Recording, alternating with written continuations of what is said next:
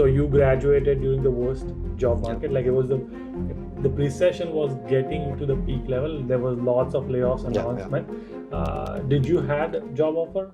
Okay, so you had Walmart as a brand. You had 7-8 years of experience, and you had CMU. Yet you had to struggle get. Of course, it was the peak recession. What were your strategies to look for a job? Then that's when I hired a personal associate and I delegated all my job applications work to that. And that's the best decision that I've ever taken in my life. Primarily because like we have to like 5 interviews out. I got 3 interviews from networking from the people that I reached out, 2 interviews from the applications that have been filled. So is that the seed of scale.jobs? Exclusive WhatsApp group where you, the human assistant who's applying jobs on your behalf, and the client manager, all 3 will be in the same group. You worked in the Bay Area for a year or so, and then you started this company. There's a story that you also faced the layoff. What happened? What you're going to watch is an amazing and an inspiring story of Leela, who was an international student just like you and me, came to United States on F1 visa, and now he's pursuing his dream of becoming an entrepreneur. How did he started his company on F1 visa? That is what we're going to cover, plus his entire journey at CMU and how it all happened. In fact, his job search journey was the struggle that he went through. That is the seed of the company that he built called scale.jobs, who help individuals and job seekers who want to get a job hire a personal assistant, so they do the heavy work of applying to the jobs and you do the smart work of networking and preparing for interviews.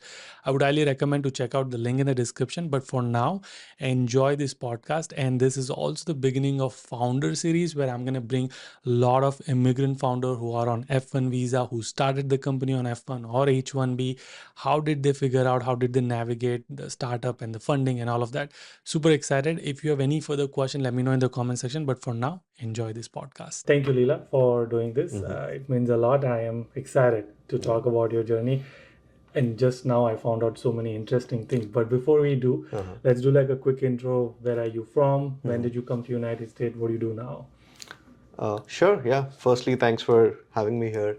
I think we were talking on phone quite a lot, but this is the first time we personally met. We made it happen. Made it happen finally in California, here in Bay Area. So I am from Hyderabad or Telugu states. For people in India, I will say Hyderabad. People in Telugu states, I say a particular place called Khammam. So it depends on if it's in America, I will just say I'm from India. So yeah, typical Indian immigrant who moved here. I moved here very late than most of the people, actually. When you say late, like how old were you? I was late 29 or 30, early 30. I don't have a count, but I think people in my place at least move here by 22, 23, ideally. So I moved here for my master's at Carnegie Mellon.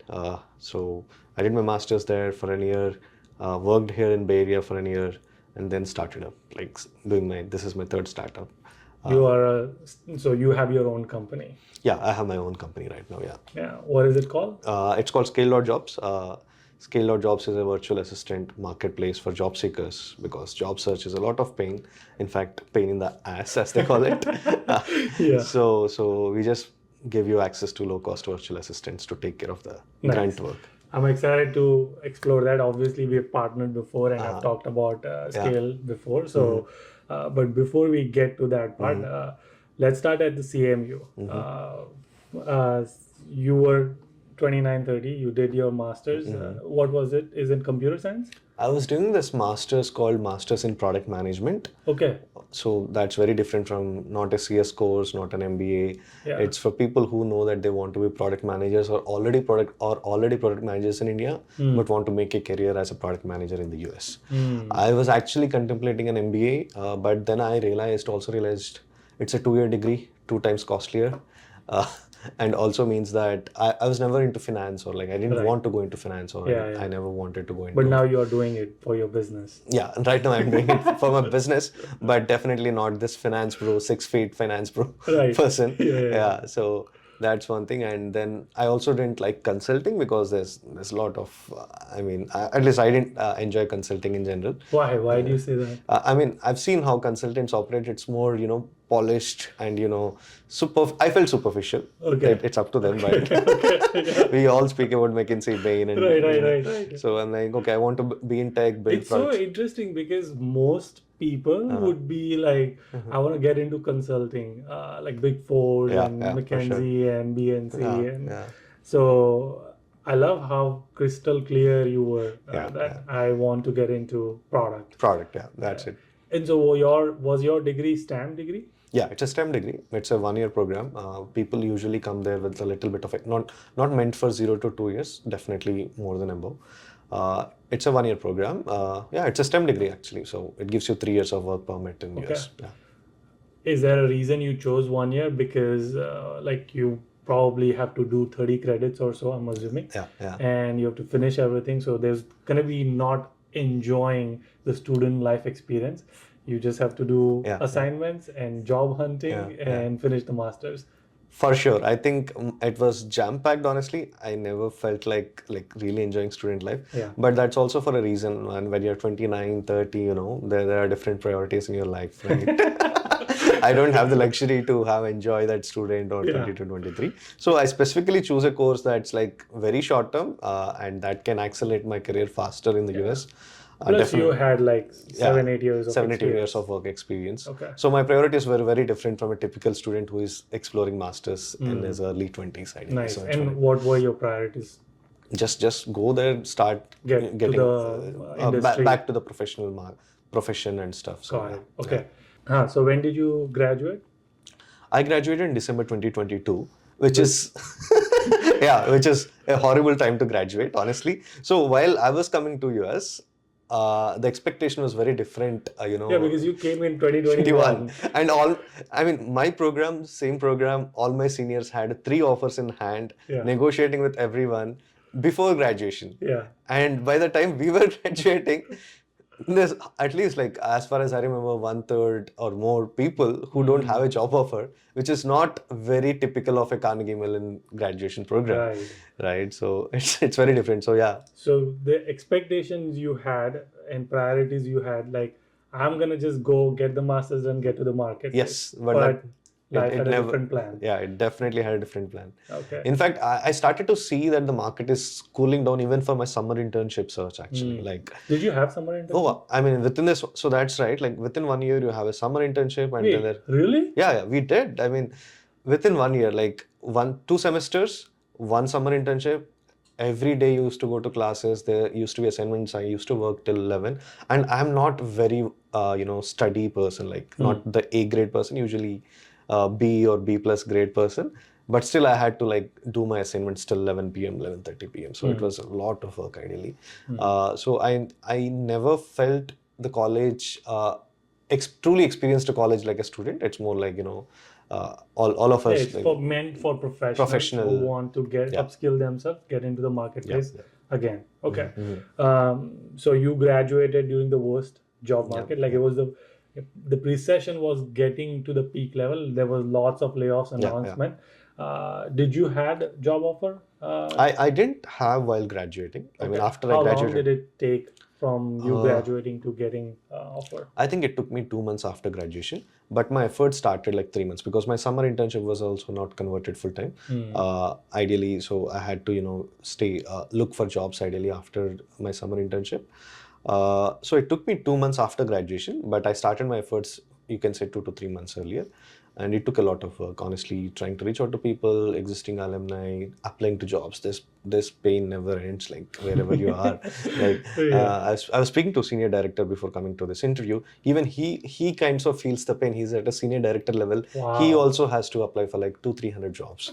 So I mean, this is universal across. Probably you'll apply more if you're in early of your career. But I mean, I don't think, so in 2022 is when I also switched my job, and I barely applied because I guess I got it in April, so that was the market was at boom, so it wasn't like as crazy.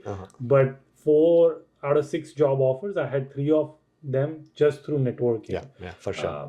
And then another 4th one also was networking, but regardless, so it's crazy that even now senior director level people are thinking the same way that students are thinking, that we have to apply. We have to apply a lot. And that doesn't undermine the value of networking though. Like that's equally, if not more important than applying to jobs, honestly. So back to graduation, you what internship did you have? Product management? Yeah, I was product manager intern at Walmart. Yeah. Okay. Yeah. So honestly, I have a very funny story. So Walmart typically converts most of the offers. Usually used to do that. Yeah. But I think Walmart, given the nature of big company, it already predicted it. I think it had some hints of recession or something. Even before Meta started the first layoff, the layoffs. Yeah. Walmart actually did very less number of conversions than they used to do in the earlier years. And there was no hint of recession to anyone but Walmart was very cautious. I was actually thinking more like, why wouldn't they convert so many? I mean, it's not a big deal for them. Right. And everyone was thinking at that point of time, tech was booming. These were the first people who actually did a very small layoff, actually even before Meta, which wasn't as much as it wasn't like Meta is done. But yeah, they were the first one to start layoffs. Yeah. And so all of your internship batch did not convert into full-time? I would say it used to be 85 to 90% conversions last year, but this time it was like 20-25% is what I've said. Okay. I think we had 6 product manager interns that in our cohort or in our department, only one got converted at that point of time, which is not very typical of Walmart, conversion rate. Walmart, Yeah. Okay, so you had Walmart as a brand, you had 7-8 years of experience, and you had CMU. Yet you had to struggle to for sure. Get, of course, it was the peak recession. What were your strategies to look for a job? I would say, definitely, I think there are multiple strategies that you should employ. One thing that helped me was sending LinkedIn connections even before you don't need a job. You can't send a connection request asking with a note, hey, I'm looking for a job, can you help? I'll straight away reject that connection request. I mean, of course. So, I get that messages, that's why I'm laughing. I mean, see, what you're essentially saying is, if you send a message, hi, I'm looking for a job, so are you guys hiring? You're essentially asking me to go to the careers page of the company that I'm working in, spend half an hour of time to understand what your matches are. It doesn't work that way. Honestly, I have less than 5 minutes. The request ideally should be coming like, I have this role and can you refer? And it should take 2 minutes of your time. It would be grateful. Then you did your research, you found the roles that are interested. That's one way of asking a referral. But even then, you can't send a referral request just because you need a job ideally. So what I would recommend, at least that helped me during job search, was I started sending LinkedIn requests very early. And that's not even to, with any request. I used to send, hey, I used to send to CMU alum saying that I just moved to US, wanted to grow professionally. So I would like to connect with fellow Tartans. Tartans is a name that all the CMU people associate with. That's it. No other expectation. Probably you want to ask them any help probably a couple of months later, as if it should come organically. But the moment you start sending LinkedIn requests on day one and you start asking them for referrals or anything and they don't respond, you feel discouraged at the end of the day, and that gets into your mind, you accept it or not. Really. So that's one thing. Second, and $1 million question. Did you send LinkedIn connection requests without a note? I will never send without a note. I will never send. Why? I mean, it's I have like right now I have like 1,000 connection requests. And now you are giving the jobs for other people, but I mean, even then, I think it doesn't make sense. You have to have that meaningful connection. It's not Facebook. Like, I don't know why you are trying to connect with me. What is your motive or anything? And you don't convey any person or the purpose that you are wanting to. I mean, you at least have to make some effort to, I have known you or I have followed your work. I really loved it, or make some anecdotal example and then send with the note. That makes, okay, this guy is worth something. He has done his research, and that's when I accept. I think we're increasingly living in a world where everyone is in kind of some exchange system or value exchange at the end of the day. So the moment I want you to add to your network, I should also feel that you are of certain value to me, so that it helps both of us at the end of the day.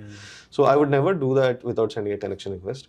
Probably, if I have no clue and I really want to do that, I would rather actually find email and send them an email as well if you really want to. Yeah. So I think Yeah, or like we've already talked, and then like you are expecting that I'm gonna send you a request, and we then always meet in network. If you meet someone in networking event, these days if you go to networking event, you are immediately adding these people right now. right So away. right away, there's a QR code that's Yep. happening. This has become very standard in networking events right now. Right. So okay, so back to one was networking, one was connecting, networking. connecting with your alumni. What was the other step? Other one was I of course applying to jobs, but which is the most painful work that you will ever do. Which is cold applications. Cold applications that I used to do. I applied for 100, but then I realized coming from in India, I'm a startup. I tried 2 startups in India, then came here. I was always this person. What can I optimize in my life as a person in general or other way? Ideally. So second was cold applications. I tried 2 startups in India and then moved here. Obviously, I'll always have that sense of mind, what can I do business here or what can I do? But even before that, if I'm looking for a job, how can I optimize my things? And I understand the cost arbitrage that comes from being in the US.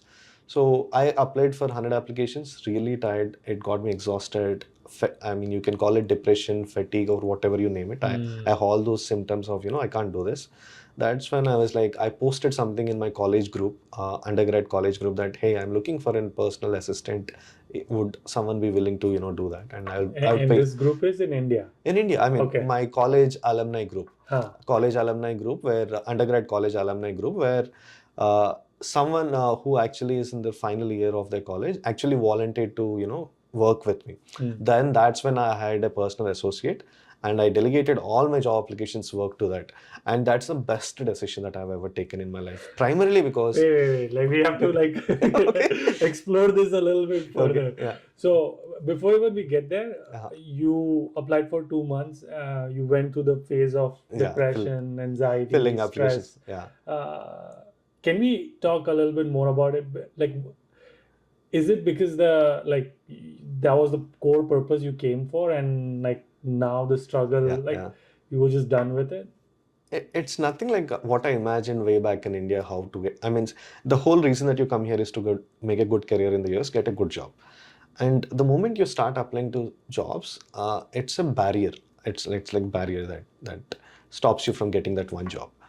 And if you're facing that barrier not 1 time, 2 times, 3 times, 100 times, 200 times, every time it takes the blood out of you, honestly, like filling the same information. It feels so pointless and it feels so anxious. Every job that time you fill, you start thinking, will I eventually get this job or not? You start to doubt yourself. So you know that it will take 5 to 10 minutes of your time. And you're like, is it worth to spend 5 to 10 minutes of your time? The more you think about it, it's more triggers for your anxiety in the long run, ideally. So it's not something that no one would enjoy. I mean, like I always say, this is not something that even I would wish for my enemy, if at all, if there's someone like to go through, right? So Okay, so back to your job hunt application. You are like, okay, this is so annoying. I have to fill the same questions again and again, figure out the resume, upload the resume. So I'm going to hire someone to do this for me. I don't think I've ever heard about it. No, this is what I did. I mean, that time it made the most common sense for me because I don't want to fill all of this. Especially, see, it's not just the pain of it. You're on a visa. It's a time clicking bomb. I mean, you have a time bomb that's running already. Your time has started. And you spend so much in college debt. And all of this coupled with filling the application is a little mental stress. Maybe if you ask someone else who doesn't have all these stakes to go through, maybe it's easier for them to fill all those applications. Right. Were you not scared that what if this person who you are going to hire make a mistake and then you could potentially end up losing like a job? So I think I definitely thought through. Initially, I was like taking care of the first 15 applications. I asked to drop screenshots, and every job application I asked him to send the screenshots and stuff. And that comes from the fear that you just mentioned. But I think training him well and handholding him in the first 10, 15 applications will go a long way eventually. And it's a trade-off that you have to take. I mean, honestly, so there are 2 things. Either you fear and not fill applications. Either you're filling 5 applications one day, other day you're tired, the other day you don't fill at all. Or sometimes that guy is anyway consistently filling 25 applications a day. Okay, if 1 or 2 mistakes happen, it's okay, but at least the pipeline is being set in order, right? Like you're sending the applications. Yeah, at least 20 applications 20 are applications. done. So the probability of getting a call is much higher. Much higher.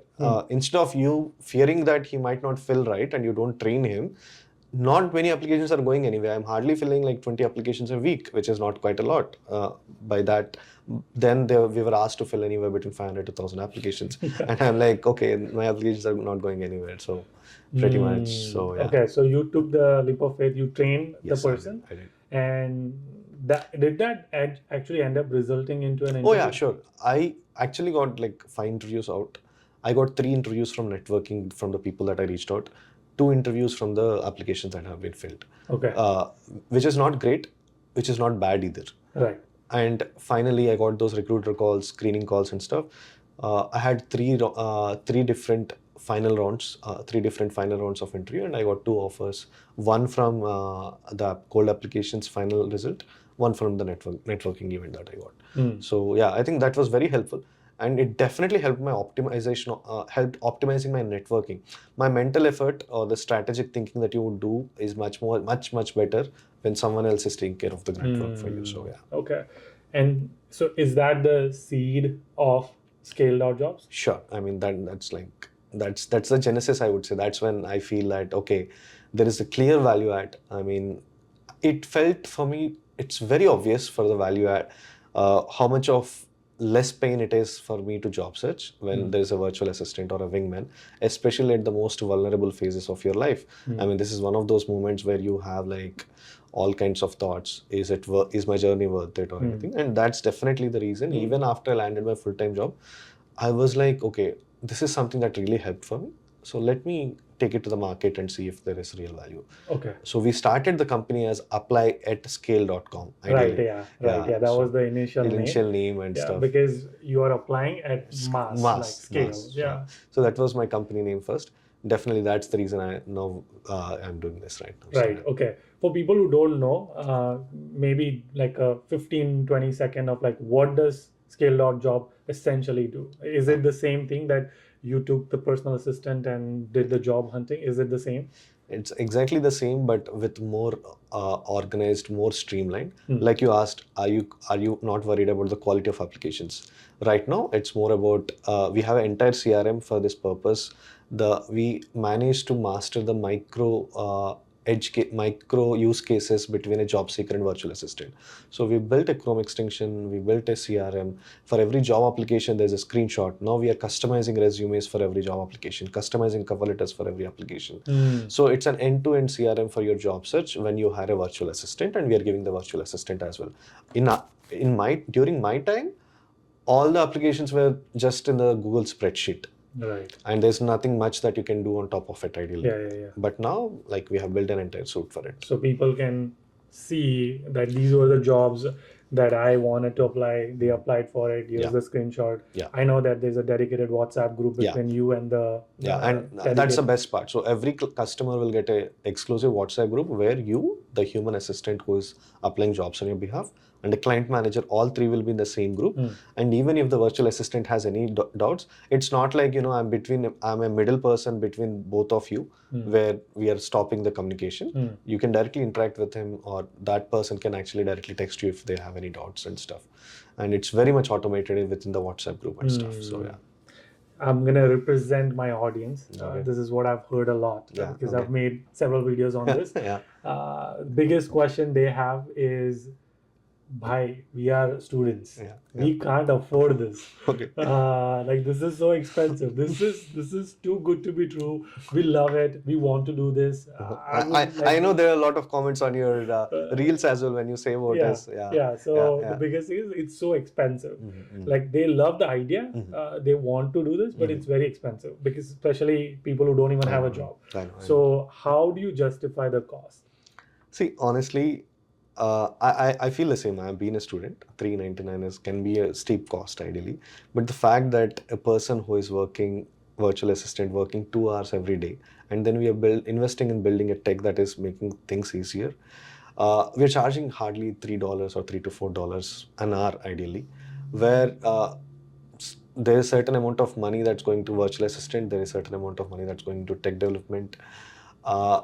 I still believe, see, we are living in the US where a weekend will cost you usually like $300. If you go out for a weekend, it costs you that would be very expensive weekend, but yeah, No, but not still, a student weekend though. yeah, 300. I mean, you book an Airbnb with friends or friends. Yeah, sure, okay, So yeah, it okay, does. yeah. Or, you know, Like a weekend trip will cost you like yeah, 300. weekend whole trip will cost you like 3 I days. thought like you meant just weekend hanging out. No. Like the Yeah, weekend okay, outdoor sure, Airbnb, yes, yeah. $300. Yeah. Or probably, you know, our university tuition cost per hour usually costs $300 per hour because you spend 30,000-40,000 for tuition and there are 100 classes. Yeah.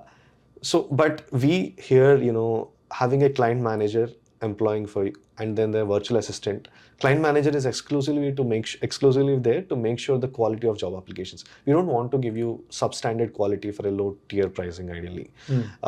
Just to make the unit economics work and give you a very valuable outcome out of what we are doing. And still sustain our business in general. And that's the only reason.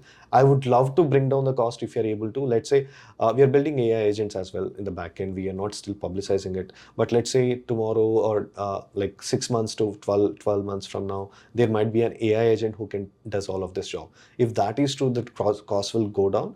And I would love to bring down the cost as a company who wants to sustain in the market. But with all the manual work, we are not a SaaS company where our marginal cost for every new customer is not zero. There's significant onboarding, client manager and all that stuff. So that due to all the reasons, that's the pricing.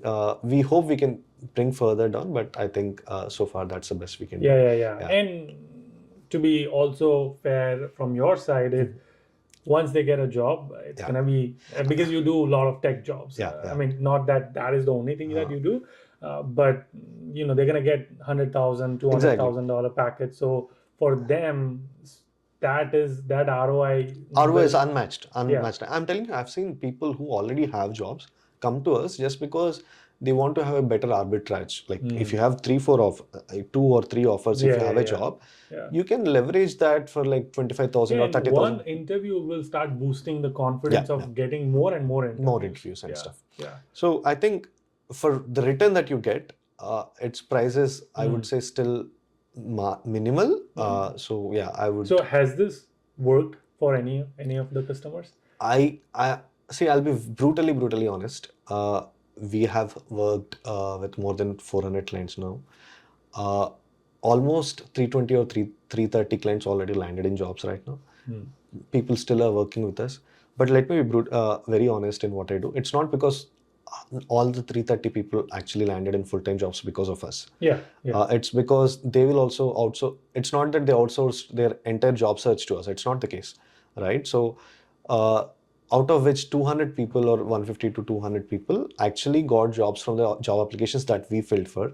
Rest of the 100 to 120 people are actually the jobs that they got from the networking, and that they were able to do effective networking. In fact, our thesis is that you should do better networking by saving the time from job applications, ideally. So every week I hear at least 6 to 7 stories where my client manager is sending me screenshots of people thanking the assistants. Actually, that brings a lot of happiness at the end of the day for me, like, right? Maybe you can send me some of. I'll send that actually. So in fact, I have few there. Where we ask, once they land the job, we ask them, did you get a job from us or did you get a job from your other sources? It's usually a 50-50, means sometimes they say, yeah, we got a job from us. Other time they say, I got from my personal resources, but you have helped me quite a lot to make sure that I do the things right. So yeah, pretty much. Love it. Okay. And I know we have a specials for my audience. If they use the code, I don't remember what's the code. I think it's UDJ25. UDJ25. 25, they would get $25 off on the. And other some resources. Job hunting resources. So we'll give some hacks of networking, guide of networking, and then resume tips, how to prepare your resume. That's worth like $100 if they use your link and then they do it. Because you kind of negotiated with us. I want a deal for my audience. I wanted like special thing for my audience. All right. So if you're watching till now, go check out. Link will be in the description. Use the code UDJ25. Okay. Cool. Back to your story. You worked in the Bay Area for a year or so, and then you started this company. there is a story that you also faced the layoff. I did. What happened? Layoffs are happening everywhere. There's no, there's nothing. There's nothing. So nonchalant. It's like, whatever. No one can escape from layoff. I mean, But either how you're did lucky or not lucky. How did it happen? Like, did it happen like Google or like the people escorting you outside the building? Nothing of that sort happened. I was actually not in office at that point of time. I just came back from India. I came back from India. There was some all hands meeting happening there, and then I think the CEO made the announcement, and then they had to go through. Oh wow! So that was more decent because it was very reasonable. Honestly, I still text my CEO or email my CEO because I had good relations with him and stuff. So it was not bad at all for sure. And by that time I had my side hustle, like I was starting this apply at scale. It was growing and stuff. So I kind of felt this moment that maybe it's time for me to start up again in the US probably. So I didn't feel bad for layoff actually. I somehow felt that this was the call or universe was telling something. I don't believe in God, but somehow I felt like, okay, this is my time to experiment and play around and stuff. So nice. Typical entrepreneur. I don't believe in God. Not because I'm an entrepreneur, but still. Sure. Okay. So nonchalant layoff, no worries. Did you get severance? Yeah, I did. I mean, that was like, I would always say, so I actually said this, I don't know if I said it to CEO or I don't know, but I definitely said to my chief HR officer while I was having some networking call, I said that your severance package is my pre-seed funding for my startup.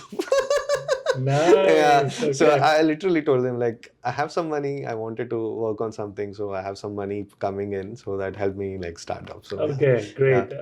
Amazing.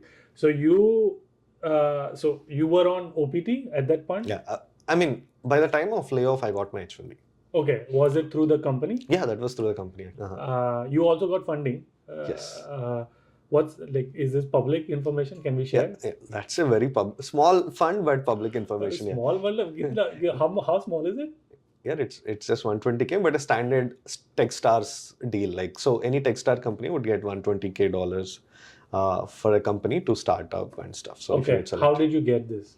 It's a rigorous application process. You need to explain what is your revenue model, how big is the market, and they judge you from whatever you have done in the past, and essentially how much of tech has been built, the traction of the company, all that comes into parameters and stuff. So you apply to certain accelerators like Y Combinator is one, Techstars is one, 500 Global is another accelerator. So there are like bunch of accelerators that you apply to.